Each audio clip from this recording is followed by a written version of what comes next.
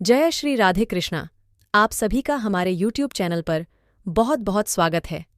आइए आज सुनते हैं संकष्टी चतुर्थी व्रत की कथा। तो बोलिए भगवान गणेश की जय। पौराणिक एवं प्रचलित श्री गणेश कथा के अनुसार एक समय की बात है कि विष्णु भगवान का विवाह लक्ष्मी जी के साथ तय हो गया। विवाह की तैयारी होने लगी।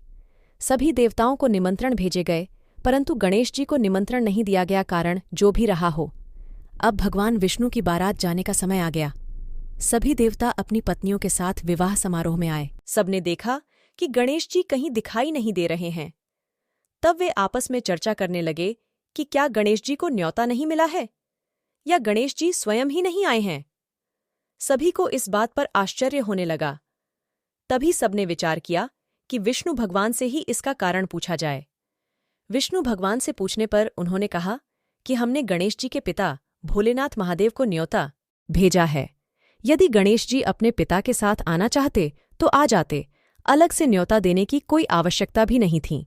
दूसरी बात यह है कि उनको 1.25 मन मूंग, 1.25 मन चावल, 1.25 मन घी और 1.25 मन लड्डू का भोजन दिन भर में चाहिए। यदि गणेश जी नहीं आएंगे तो कोई बात नहीं। दूसरे के घर जाकर इतना सारा खाना पीना अच्छा भी नहीं लगता। इतनी बात कर ही रहे थे कि किसी एक ने सुझाव दिया, यदि गणेश जी आ भी जाएं तो उनको द्वारपाल बनाकर बैठा देंगे और कहेंगे कि आप घर की रखवाली कीजिए। आप तो चूहे पर बैठकर धीरे धीरे चलोगे तो बारात से बहुत पीछे रह जाओगे। यह सुझाव भी सबको पसंद आ गया, तो विष्णु भगवान ने भी अपनी सहमति दे दी। होना क्या था कि इतने में गणेश जी वहां आ पहुंचे और उन्हें समझा बुझाकर घर की रखवाली करने बैठा दिया गया। बारात चल दी। तब नारद जी ने देखा कि गणेश जी तो दरवाजे पर ही बैठे हुए हैं, तो वे गणेश जी के पास गए और रुकने का कारण पूछा। गणेश जी कहने लगे कि विष्णु भगवान ने मेरा बहुत अपमान किया है। इस पर नारद जी ने कहा कि आप अपनी मूषक सेना को आगे भेज दीजिए, वह रास्ता खोद देगी जिससे उनके वाहन धरती में ढंस जाएंगे। तब आपको सम्मानपूर्वक बुलाना पड़ेगा। अब तो गणेश जी ने अपनी मूषक सेना जल्दी से आगे भेज दी और सेना ने जमीन पोली कर दी। जब बारात वहां से निकली तो रथों के पहिए धरती में ढंस गए। लाख कोशिश किए परंतु पहिए नहीं निकले। सभी ने अपने अपने उपाय किए पर पहिए नहीं निकले, बल्कि जगह जगह से टूट गए। किसी की समझ में नहीं आ रहा था कि अब क्या किया जाए।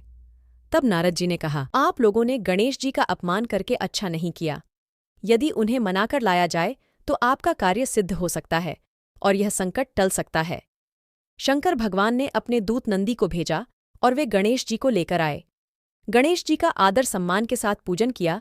तब कहीं रथ के पहिए निकले। रथ के पहिए निकल तो गए पर वे टूट फूट गए। अब उन्हें सुधारे कौन? पास के खेत खाती काम कर रहा था, उसे बुलाया गया। खाती अपना कार्य करने के पहले श्री गणेशाय नमः कहकर गणेश जी की वंदना मन ही मन करने लगा। देखते ही देखते खाती ने सभी पहियों को ठीक कर दिया। तब खाती कहने लगा कि हे देवताओं, आपने सर्वप्रथम गणेश जी को नहीं मनाया होगा और न ही उनकी पूजन की होगी, इसीलिए तो आपके साथ यह संकट आया है। हम तो मूर्ख अज्ञानी हैं, फिर भी पहले गणेश जी को पूजते हैं, उनका ध्यान करते हैं। आप लोग तो देवतागण हैं, फिर भी आप गणेश जी को कैसे भूल गए? अब आप लोग भगवान श्री गणेश जी की जय बोलकर जाएं तो आपके सब काम बन जाएंगे और कोई संकट भी नहीं आएगा। ऐसा कहते हुए बारात वहां से चल दी और विष्णु भगवान का लक्ष्मी जी के साथ विवाह संपन्न करा के सभी सकुशल घर लौट आए। हे गणेश जी महाराज, आपने विष्णु जी को जैसो कारज सारियो, ऐसो कारज सबको सिद्ध कर जो। तो बोलिए गजानन भगवान की जय। तो आपको यह कथा कैसी लगी, कमेंट्स करके जरूर बताइए। जय श्री हरि राधे राधे।